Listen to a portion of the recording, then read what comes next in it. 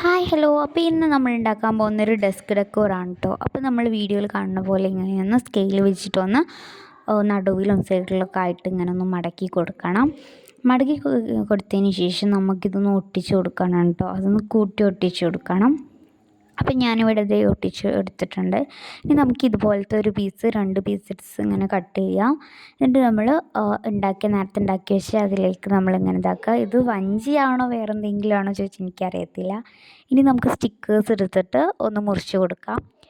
അപ്പം റഫായിങ്ങാണ്ട് ആദ്യം നമുക്ക് കട്ട് ചെയ്ത് കൊടുക്കാം. എന്നിട്ട് നമുക്ക് ശരിക്കും മുറിച്ച് കൊടുക്കാം കേട്ടോ. അതിൻ്റെ അനുസരിച്ച് മുറിച്ച് കൊടുക്കാം. അതുകൊണ്ട് സുഖമായിരിക്കും കേട്ടോ മുറിക്കാൻ. റഫ് ചെയ്ത് ആദ്യം കട്ട് ചെയ്ത് കൊടുത്താൽ.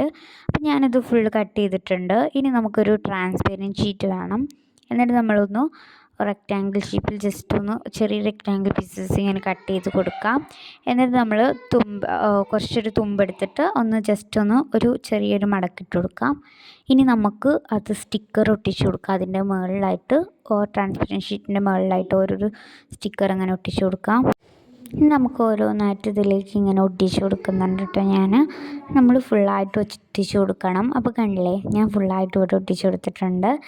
നല്ല രസമുണ്ട്, എല്ലാവരും ആടിക്കൊഴിഞ്ഞ് പോകുന്നുണ്ട്. അപ്പോൾ എനിക്കിഷ്ടമായി. നിങ്ങൾക്ക് ഇഷ്ടമായോ? അപ്പോൾ ഇന്നത്തെ വീഡിയോ ഇത്രയുള്ളൂ. ബൈ.